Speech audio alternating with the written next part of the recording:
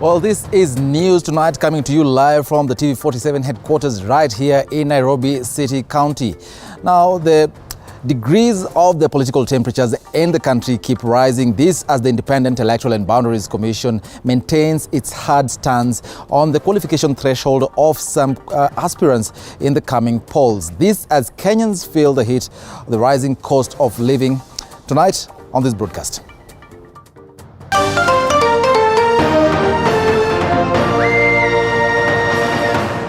Tonight, is it game over for Senator Johnson Sakaja? Commission for University Education revokes his degree recognition, and now Sakaja claims this is political witch hunt. Watoto wote katika taifa letu wataanza kuanzia nursery, primary, secondary, tertiary mpaka chuo kikuu. Hakuna kulipa karo tena.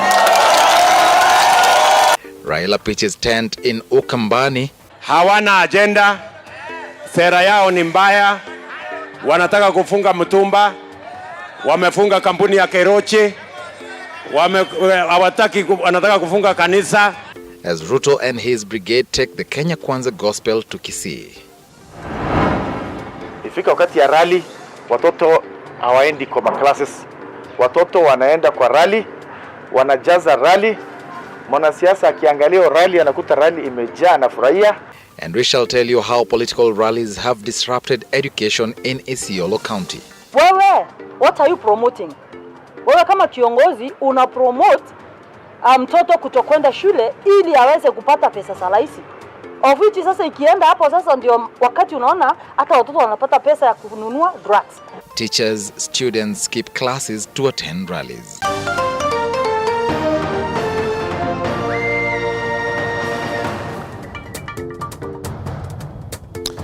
Well, good evening. My name is Eric Munene. Our sign language anchor tonight is Minnie Mbesa. Now, the Independent Electoral and Boundaries Commission's Dispute Resolution Committee sitting at the Milimani Law Courts has dismissed 3 complaints lodged against Nairobi Senator Johnson Sakaja, challenging the validity of his university credentials. The tribunal reached the decision after the 3 complainants who filed the petitions failed to appear before the panel on Wednesday. Let's cross over to the Milimani Law Courts for the latest on that. The first respondent possesses a degree from a university in the Republic of Uganda called Team University.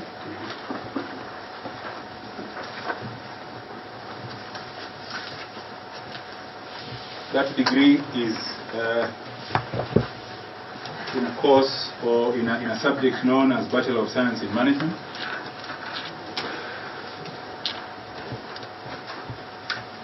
And of importance, and the aspect of this part of the submission that I wish to emphasize is that that degree was conferred on the first respondent.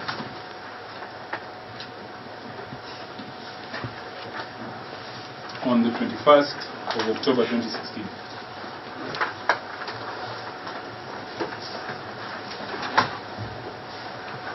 And I wish to underline in my submissions for emphasis the date of the 21st of October 2016. The Republic of Kenya, since the promulgation of the Constitution in the month of August 2010, regularly holds elections.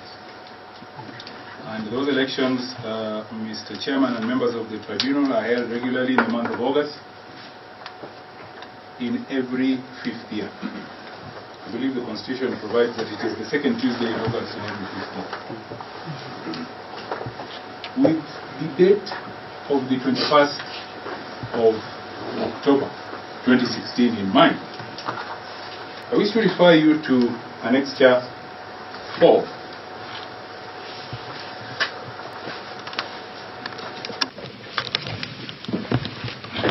In the complainant's remaining affidavit, is to be found on pages 54.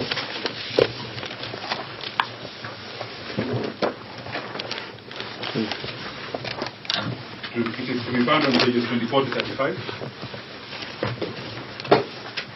Give me a minute, Council.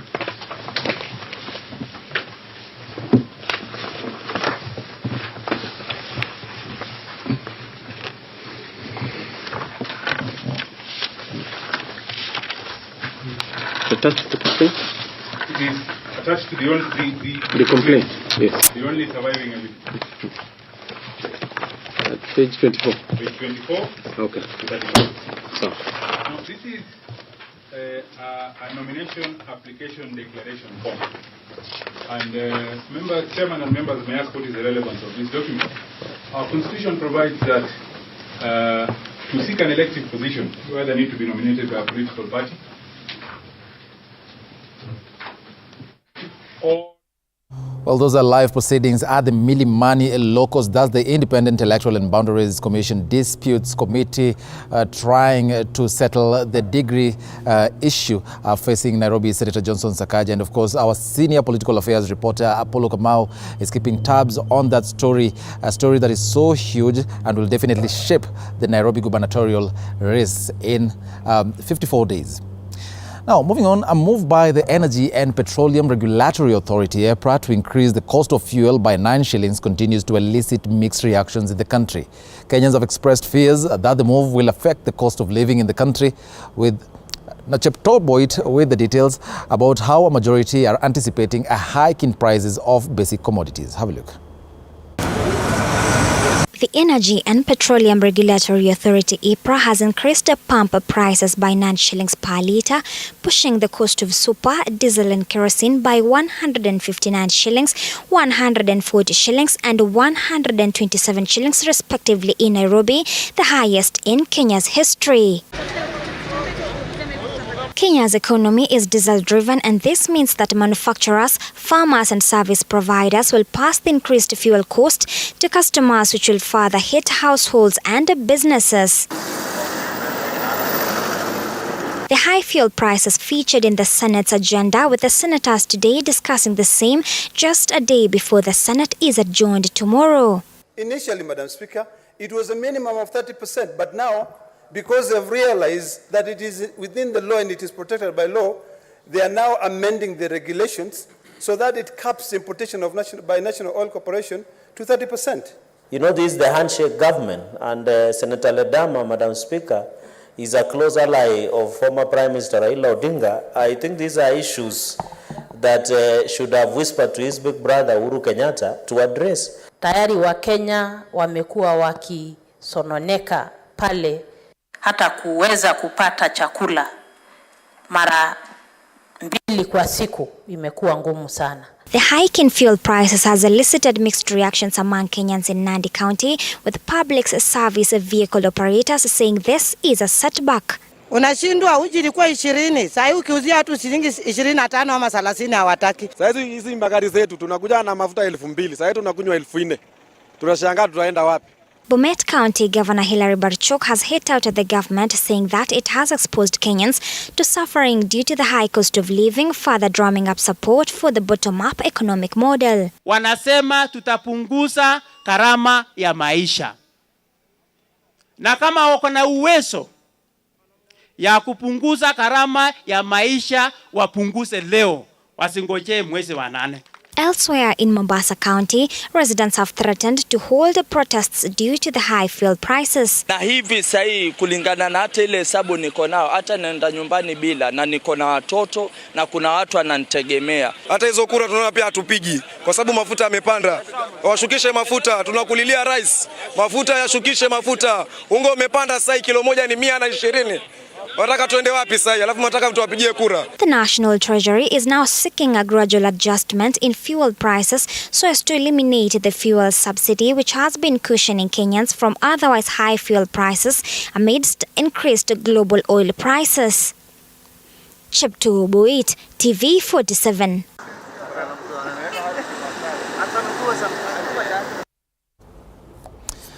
Moving on, the Inspector General of Police, Hilary Mutyambai, has ordered a crackdown within the areas and environs of Ongata Rongai, Kajiado County, targeting organized criminal gangs terrorizing the residents.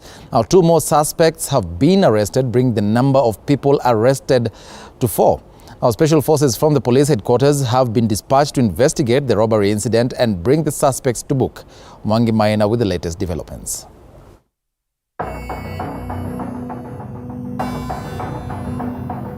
At At least 4 suspects have been arrested in connection with the attack and molestation of a woman inside her home in Ongataronga, Kajiado County.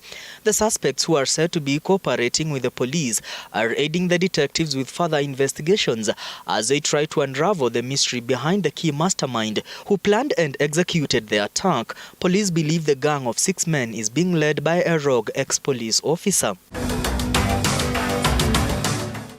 Police are reported to have recovered 1 pistol, cash money, proceeds of the robbery, and items such as clothes won by the robbers during the Saturday night raid.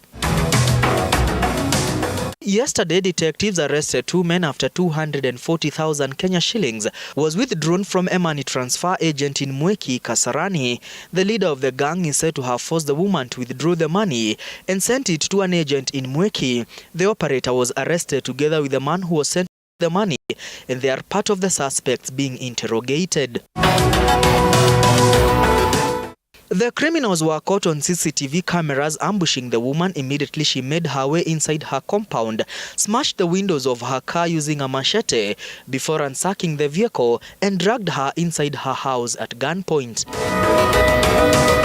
The police believe the dragnet involves many other criminals, and a manhunt has been launched to bring all those involved to the book. Mwangi Maina, TV47, Nairobi.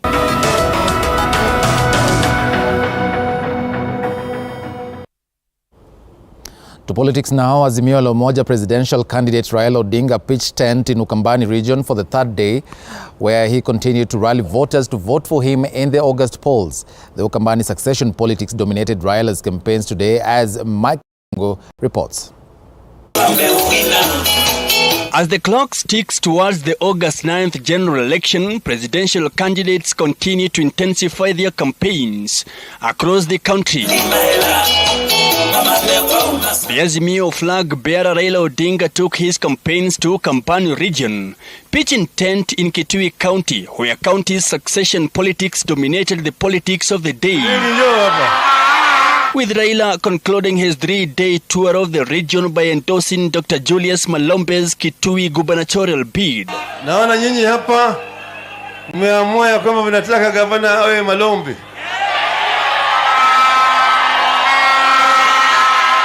Odinga at the same time revealed his plans to assign Governor Charity Ngilu a docket in his administration after the August 9th polls. Naona hapa nyinyi vile mmeamua Mama Ngilu mtapeleka Nairobi. Alafu Malombe hapa sasa. Tuko na wengi wale wanaomba kiti au viti na vyama vya Azimio. Na tunasema nyinyi mtaenda huko mchague. Dr. Malombe is making a comeback using the Kalonzo Musyoka-led Wiper Party's ticket. Odinga rallied the residents to support his 5th stab at the presidency in the August 9th polls with a pledge of addressing the perennial water crisis, food insecurity, unemployment and transport crisis in Kitui. Paka tubadilishe mtindo. Tubadilike njia vile tunaendelea. Adui mkubwa wa Kenya ni kitu inaitwa ufisadi. Ufisadi. Huju mwana wizi ya mali ya umma. Jamaa naiba pesa zenu, baada ya narudi naye hapo kwenu kufanya harambee. Sasa ile ambaye yeye anapenya kule ni mmemama kama sindano. Baada ya mwaka moja mfyonza damu amefura kama kupe. Speaking while addressing rallies in Mudha and Mutomo towns in Kitui South, Kwavonza in Kitui Rural, Kalundu in Kitui Central and Mwingi Town, Odinga reiterated his administration's commitment to implement numerous water and agriculture projects across the county to make it food and water secure.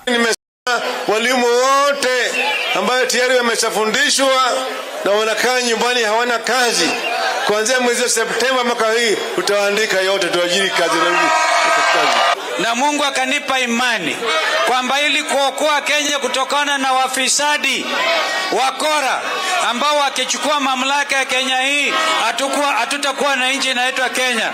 Nikaamua kwa roho safi nitamsaidia ndugu yangu Raila Amolo Odinga. Nani amehangaikia wa Kenya? Nani amefungwa mwaka 9? Nani ameleta demokrasia? Nani ameleta devolution? Nani ameleta katiba mpya? Nani ameleta Martha Karua? So you are a dependable leader. Wewe ni kiongozi. Tunajua kwamba ukisema unafanya. Mike Kagwongo, TV 47.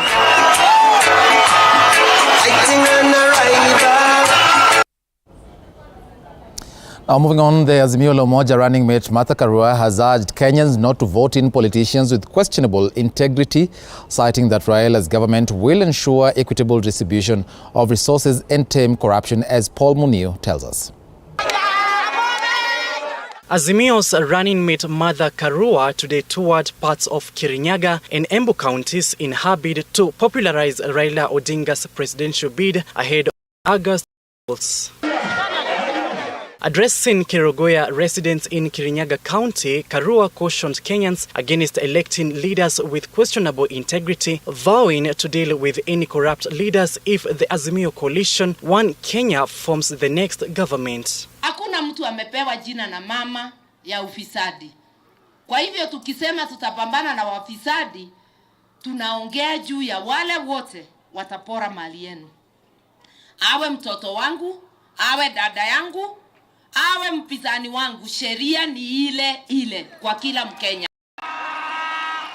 Kwa hivyo ujumbe wangu ni ya kwamba serikali ya Raila Odinga, serikali ya baba na mama, itachunga kila Mkenya kwa njia ya usawa. Speaking during her tour of Embu County, Karua said the Azimio government will focus on boosting and reviving the ailing economy, urging Kenyans to vote for Raila in the next general election. Azimio ni chombo cha kuunganisha Wakenya wote bila misingi ya kikabila. Azimio ni chombo cha kuleta ukombozi wa kiuchumi. Manake walio wengi wamepinyiliwa chini kiuchumi, lakini lazima kila Mkenya awe na ile mahitaji muhimu, ile bila mtu hawezi kuishi maisha bora. Mahitaji ya matibabu, elimu kwa watoto wetu, maji, stima, yale mambo yanakuhusu kama ni kilimo, huduma za kilimo. She promised meaningful reforms in the agriculture sector, which is the backbone of the Kenyan's economy. Tutaboresha kilimo isiwe mzigo kwa wakulima. Tutawatafutia soko, tutakuwa na mipango ya kutosha na kazi zitapatikana. Raila Odinga amesema kila county itakuwa na kiwanda. One county, one product. The Azimio Brigade is expected to intensify campaigns throughout the country less than 2 months to the general election. Paul Munio, TV 47. Still in politics, Kenya Kwanza, Deputy President William Ruto now says President Uhuru Kenyatta and his handshake partner Raila Odinga are to blame for the high cost of living in the country. Addressing Kisii residents, the second in command said that the Uhuru-led government has failed to cushion Kenyans from the high cost of living, urging Kenyans to elect him in the August polls to ensure a better country, as Paul Kirobi now reports.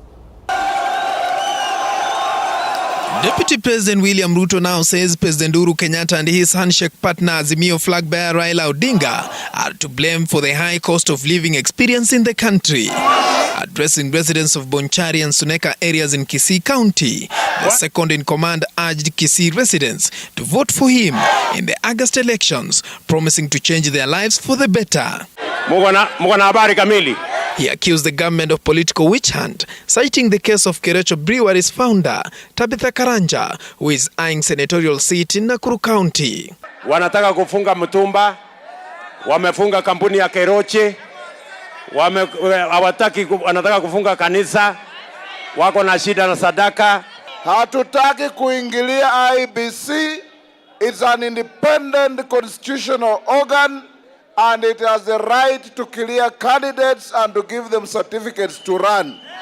Hamwezi kuanza kupiga simu kwa taasisi mbalimbali kwa nchi jirani kuuliza kama certificates za watu ziko genuine ama hapana. The DP at the same time accused the top government officials of plotting to rig the August polls in favor of Raila Odinga. Iko deep state ambayo mimi sijui kama deputy president. Iko system ambayo mimi sijui kama deputy president. Mimi nataka niwaambie, tafadhali muniangalie vizuri. Nyinyi mkiniona nikisimama hapa, mimi ninakaa mtu ambaye naweza kuibiwa kura. Tomorrow, the Kenya Kwanza Brigade will continue to pitch tent in Kiambu County and Kisii County. Hata kazi biashara kubwa kama ya Tabitha Karanja ya Keroche, hiyo pia ni kazi. Muache kufungia watu wetu biashara ati ili kwa kuzimia. Tabitha Karanja liwe liwalo hata ingia kuzimia. The same way your family was exempted from paying stamp duty when CBA, Commercial Bank of Africa, bought NIC Bank. You are exempted from paying 330 million, Mr. President. Why should Tabitha Karanja be punished? Chama chetu cha UDA, sisi ndio tuna represent future ya hii nchi yetu. Wale wengine ni watu wa historia. They represent the past. Nyinyi ni kaunti kubwa sana, na mmoja wa wale wa kaunti inasalisha uchumi wa taifa letu. Nia yetu ni kuhakikisha kaunti kubwa kama zenu zinaweza kufanya hata zaidi ili nchi yetu ikaweze kunawiri, iweze kujimudu, iweze kulipa kodi yetu sisi wenyewe na kujisimamia kama nchi huru. Paul Kirobi, TV47. Our Zambian President Hakainde Hichilema is in the country for a 2-day state visit. Hichilema, who is visiting Kenya for the first time since he assumed office last year, will hold bilateral talks with his host, President Uhuru Kenyatta. This in a bid to enhance trade and investment opportunities between the two countries. And Hichilema reports.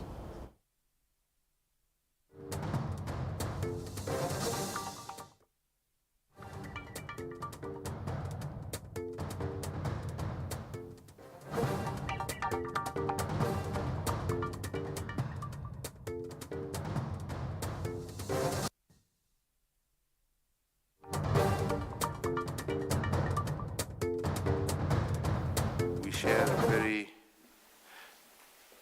important and common passion, and that is a passion of how we as Africans can really come and work together,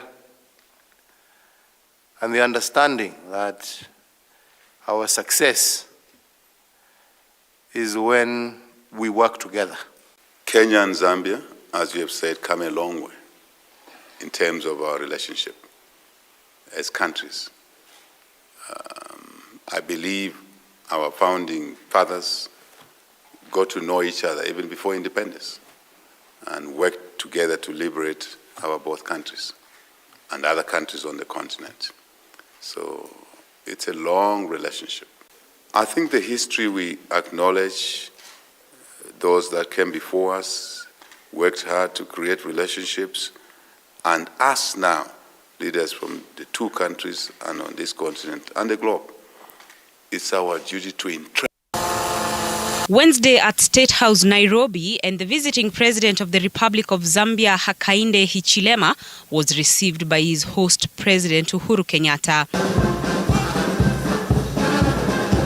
At the State House, the visiting president was accorded a state reception, which included a guard of honor mounted by the Kenya Air Force and a 21-gun salute.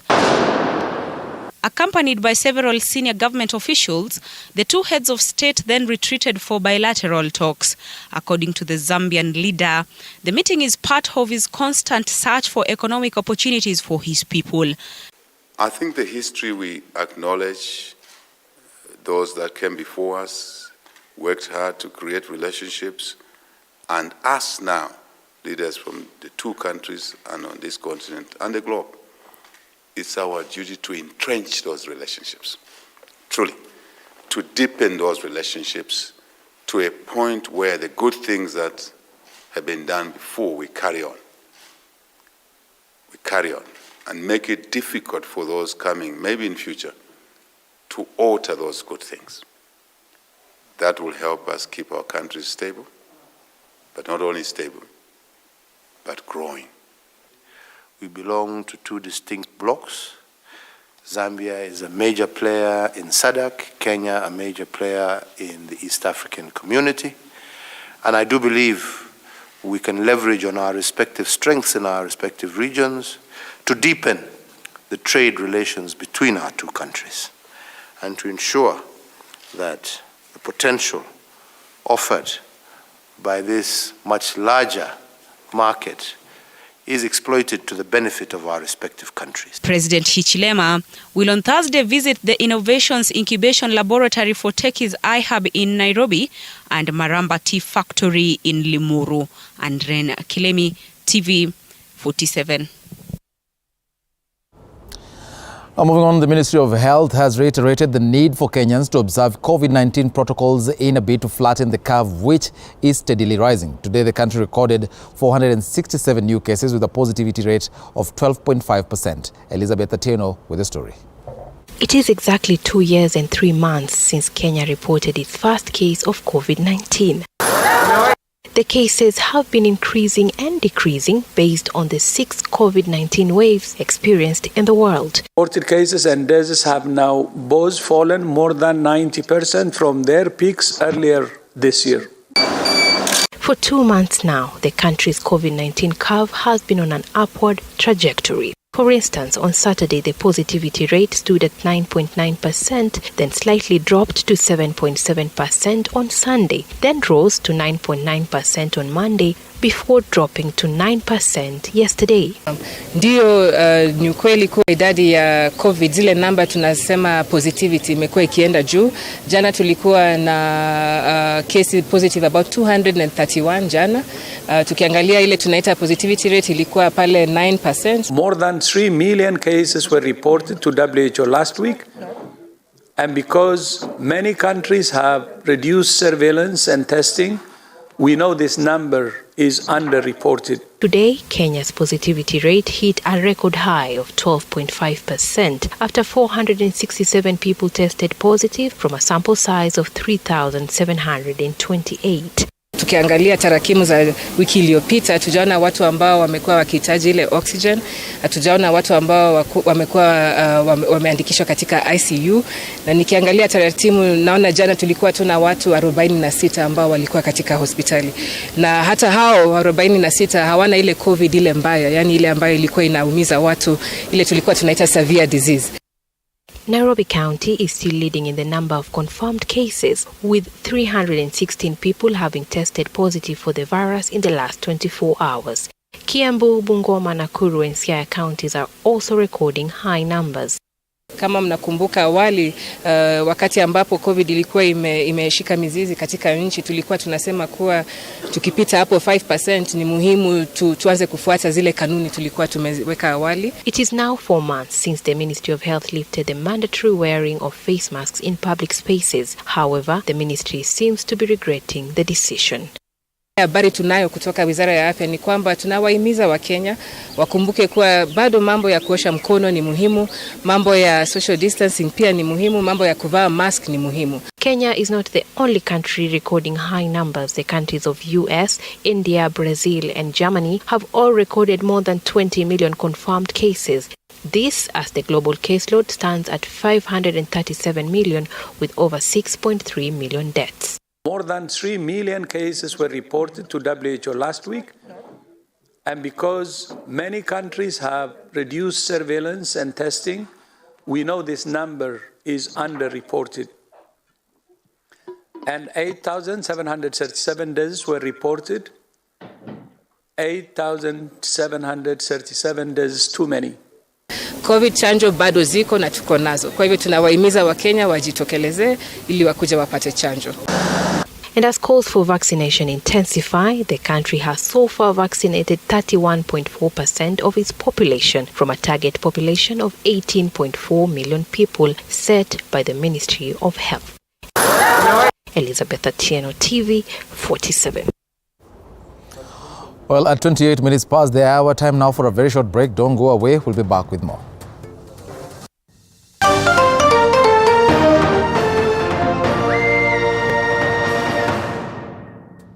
You are watching TV 47, the home of untold stories.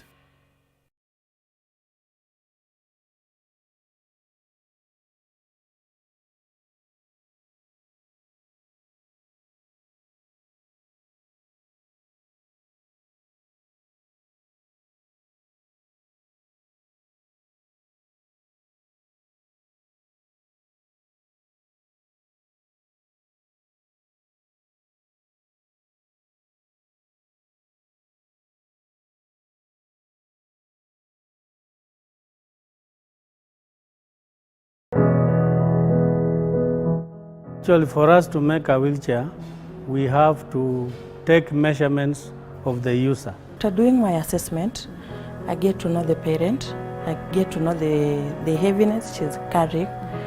Disability comes at different stages of life.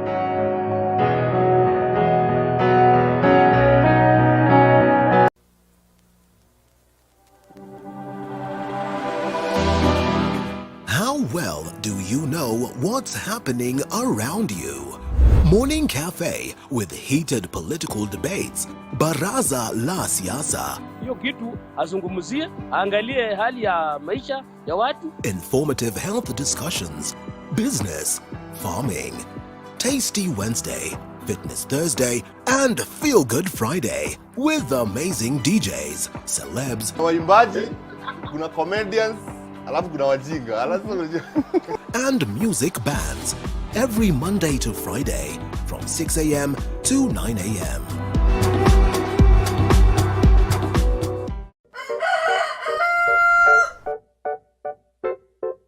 The next set of millionaires are farmers, as we know agriculture has been and still is the backbone of our economy. As we traverse the different counties to meet different farmers, we ensure to get the story of how they started farming and even how they continue to penetrate the market and overcome the challenges. Hapa, the reason why nilieka goose na si ducks. Goose, they are very easy to maintain. A lot of farmers keep on calling, inquiring whether you're supposed to raise some seeds in the nursery or you're supposed to do them directly in the field. The greenhouse helps us control the temperature because the temperature needs to be between 28 to 32 degrees. Walk this journey with us every Sunday at 6:30 p.m. It's no secret, construction ain't cheap. But how do we make it affordable? Different individuals are finding ways of cutting down cost by use of pre-stressed slabs other than reinforced concrete, recycling plastics to make pavers. The brick is stronger, it's cheaper, and it's lighter. And recycling wastewater in your household. What happens to my waste from the washroom, the solid waste? All that can break down. Those are just but a few. Every Tuesday at 7:30 p.m. we talk construction.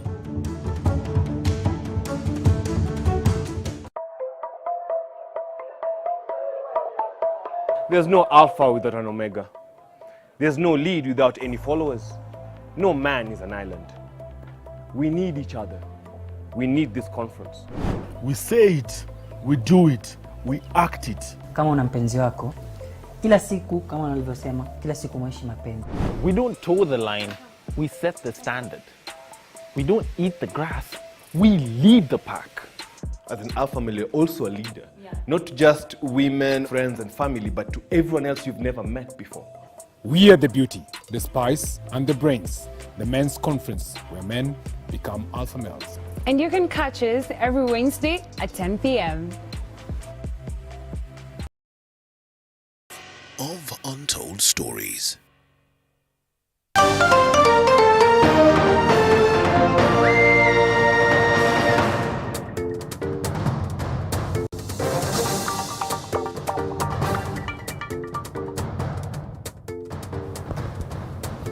Welcome back and thanks for staying with us.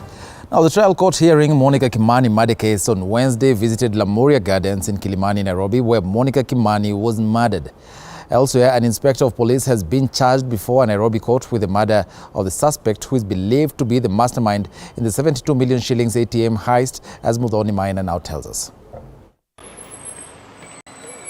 In the corridors of justice, the trial court hearing Jackie Maribe and Joseph Irungu murder case on Wednesday visited Nyamira Gardens in Kilimani, Nairobi, where Monica Kimani was allegedly murdered.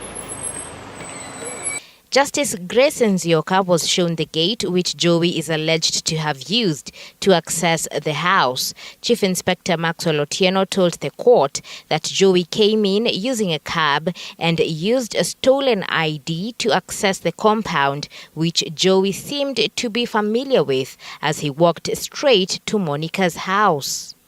An ID card which was stolen from Lemuria, from Royal Park, at the gate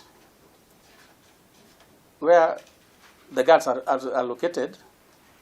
And this ID, in my testimony, Your Honor, I'll indicate to the court that it is the same ID that was stolen at Royal Park that was used by the first accused person to access Lemuria Garden on the night the deceased was murdered. Keeping track of his movement, Otieno has told the court that Joey was at Roadhouse Grill on the evening of the murder, from where they believe he went to Monica's house, an estimated distance of 100 meters from Lemuria Garden. This person who had the car belonging to the second accused person, at around 8, excused himself and said he wanted to go and meet somebody. To those he was with, he said he's going for a meeting. So they entered into the car of the second accused person, which was being driven by that Jennings. Despite the lack of CCTV footage, the investigating officers said before Joey went to Lemuria, he changed his clothing and wore a kanzu, which it is alleged he later burnt after leaving Monica's house. Part of the cloth, which was a kanzu, a white kanzu, I gathered evidence that the same item was destroyed through burning. It is alleged Joey used journalist Jackie Maribe's car from Roadhouse Grill. The hearing proceeds tomorrow in court. Elsewhere, an inspector of police has been charged before a Nairobi court with the murder of the suspected mastermind in the 72 million Kenya shillings ATM heist. It is alleged IP James Ngige, jointly with others already charged, murdered Wycliffe Obor in Kayole, charges with which he denied before High Court Judge Grace Nzioka. So the question is, have you understood the charge or the information as fed to you, and if so, are you taking or entering a plea of guilty or not guilty? I am not guilty. You are not guilty. Before taking plea, the prosecution had sought to detain the accused for 7 days for them to conduct a mental assessment, a move which was opposed by his lawyer, Danstan Omari. There is no legal requirement for anybody to appear for a mental assessment before they take plea. Omari requested the court to have Ngige remanded at Capitol Hill Police Station as his security was at risk. The case will be mentioned on June 21st. Mufoni Maina, TV47. Now moving on, the Isiolo Parents Association has called for urgent intervention to deal with the high cases of absenteeism in the county, which they blame on political rallies. Now, a majority of learners and teachers skip classes to attend political rallies where it is alleged they are given handouts by politicians. Here's Sharon Baranga with more. School absenteeism in Isiolo County demands attention. An issue that has affected the school attendance of learners and one that has gotten parents worried.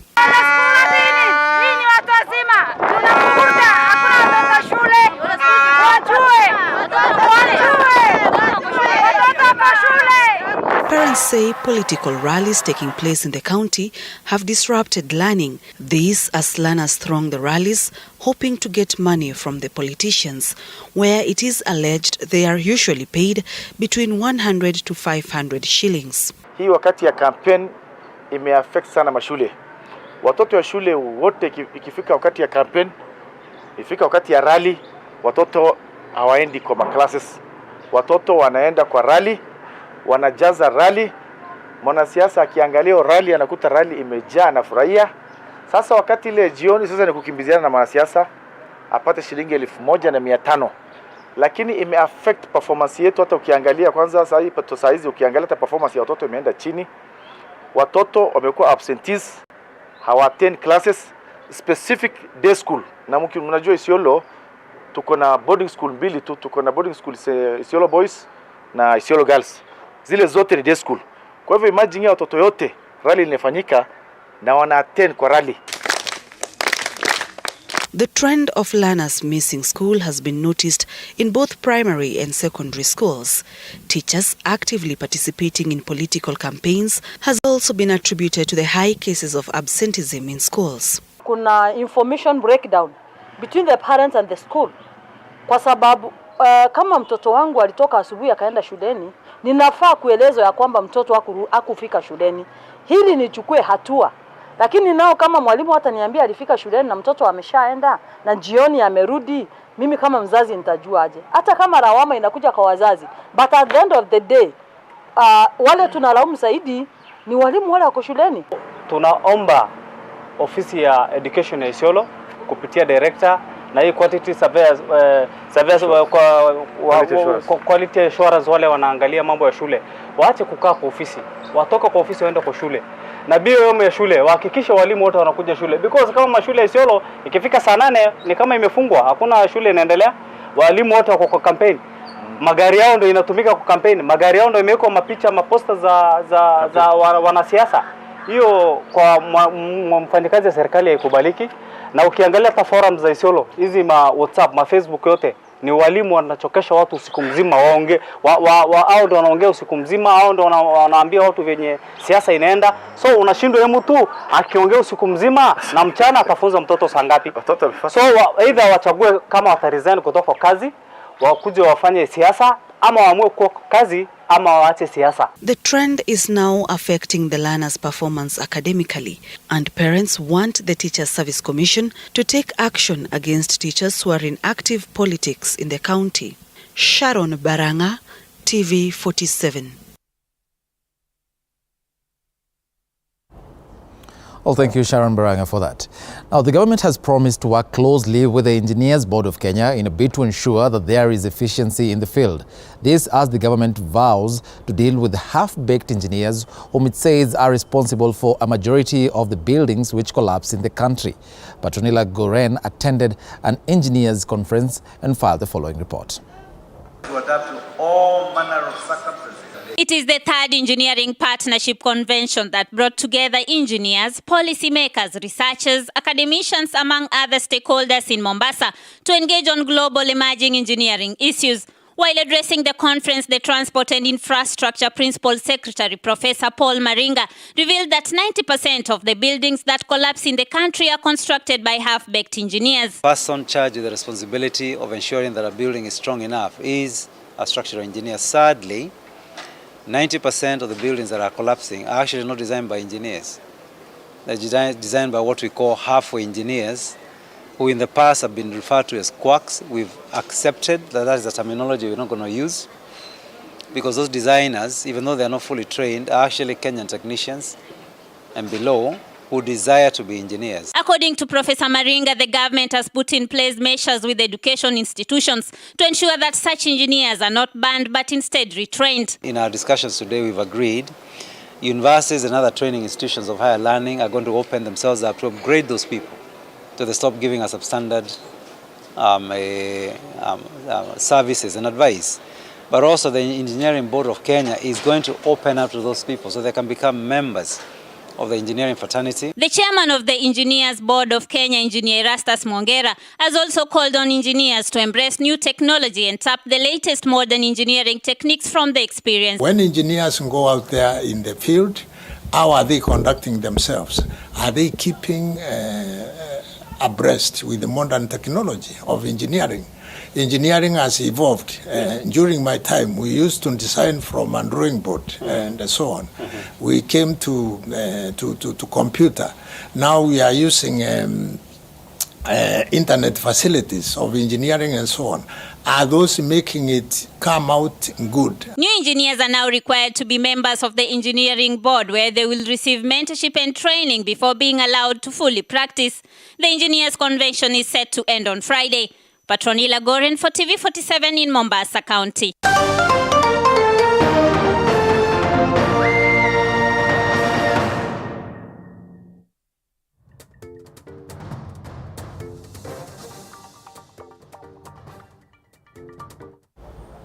Welcome to Business. Now, the Kenya National Chamber of Commerce and Industries, in partnership with Diamond Trust Bank, has today, in a forum held in Nairobi, deliberated on ways that they can ensure the rebalancing of trade opportunities for Kenyan companies. The forum that was focused on minimizing the Kenya-China trade deficit that currently stands at $4 billion sought different ways that they can increase Kenyan exports to China, especially in the agribusiness sector. KNCCI Chairman Julius Opio has encouraged Kenyan traders to embrace the e-commerce space to market and export Kenyan products through the available Chinese online platforms in a bid to increase Kenyan exports to China. So as KNCCI Nairobi chapter, we are looking to support all our exporters who are exporting into China because the opportunities are quite immense as a result of signing these MOUs. So if we can unlock that area when it comes to the export of the new export requirements, when it comes to export registration, we see a big improvement in terms of fast-tracking exporters' goods. Then another area which is quite interesting is e-commerce. Because of the COVID impact, many of our businesses have gone online.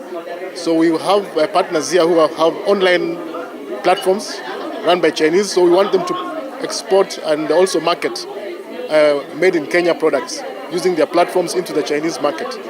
If as an importer you want to pay to a Chinese exporter, you have to first convert your Kenya shillings into US dollar, which goes to a correspondent bank in USA.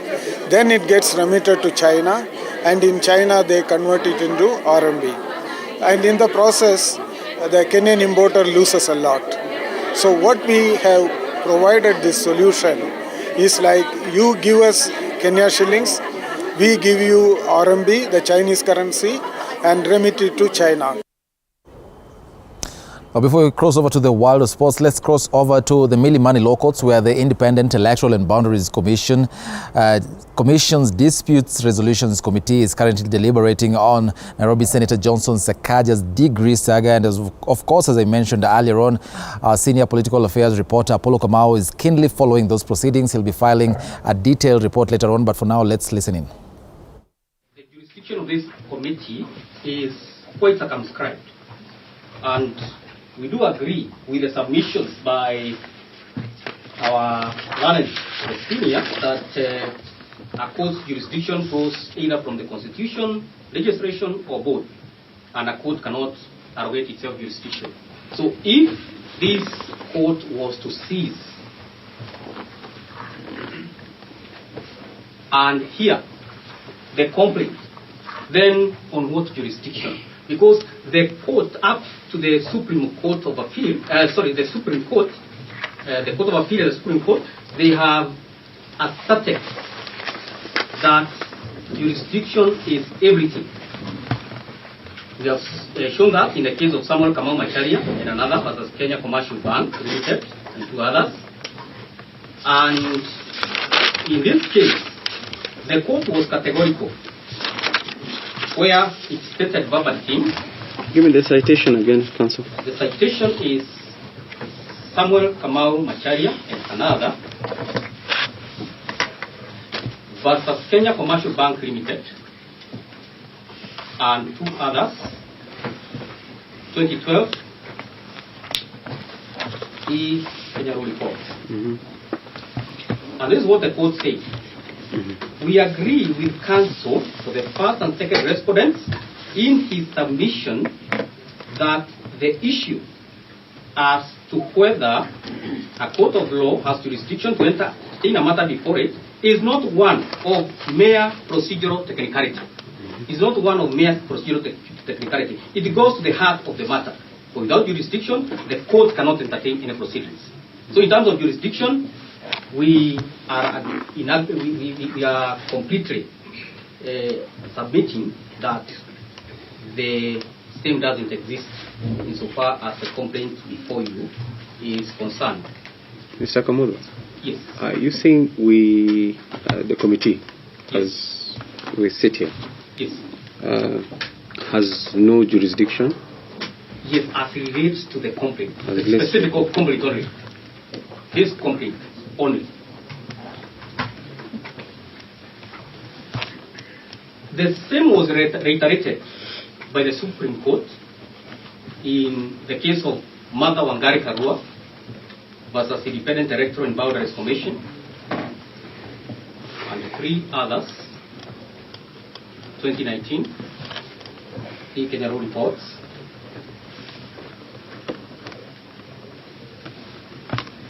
And briefly, in summary, I mean, that's what they say, that having found the proceedings before the High Court were analytic, we would have no jurisdiction to determine the remaining issues. Why? Because the proceedings had been commenced outside the timeline. So the issue of timeline is well settled in law, and there is no liberty for further negotiation on that issue. The other issue that was brought to you regards, which we believe is the issue that should be the main issue for determination, is whether the first respondent, known as Sakaja Johnson Ada, was validly nominated for the position, to run for the position of Nairobi City County Governor. And we submit he was. Why? Because Section 22 of the Elections Act 2011 requires a governor to have a university degree recognized. Well, that right there is a story that we have our keen eye on. Remember, it will have a serious outcome in the Nairobi City County gubernatorial race. And that's the reason why our senior political affairs reporter, Apollo Kamau, is still there at the Milimani Law Courts. He'll be filing a detailed report on that. Time now for the latest in the world of sports. The Quickmart supermarket earlier today announced a 10 million shilling sponsorship for the upcoming World Rally Championship Safari Rally in an event graced by the Sports Cabinet Secretary Ambassador Mena Mohammed and the Sports Principal Secretary Joe Okudo. Speaking during the unveiling event, the Sports Cabinet Secretary expressed her delight for the initiative taken by the private sector to support the motorsport, stating that the Ministry of Sport is determined to support all the sports disciplines. Thank you. Rally. Thank you very much to Quickmart. And if you can come on stage, bring your team along with Quickmart and the WRC. Ladies and gentlemen, a round of applause for this sponsorship from Quickmart.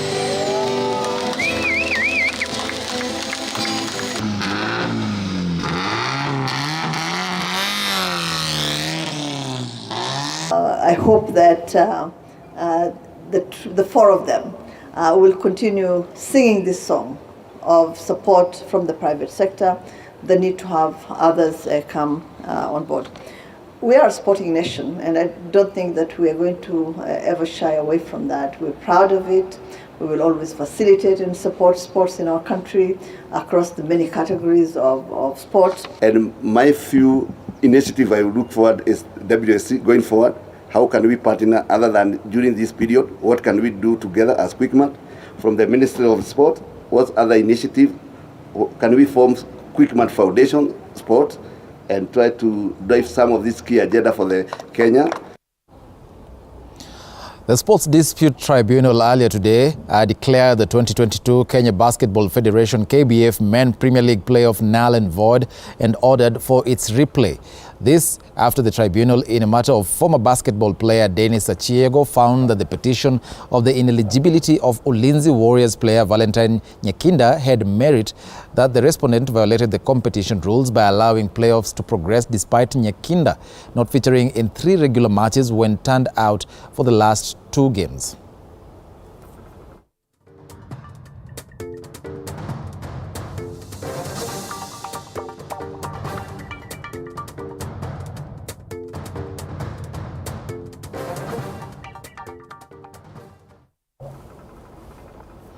Volleyball coaches in the country earlier today continued to receive International Federation of Volleyball Level 1 coaching course at the Nyayo National Stadium. The 5-day coaching course, which began Monday morning, is being conducted by the course director, Dr. Amayenu Kasegne, deputized by Catherine Mabwi, and has attracted more than 30 participants who will be awarded with Volleyball Level 1 coaching certificates.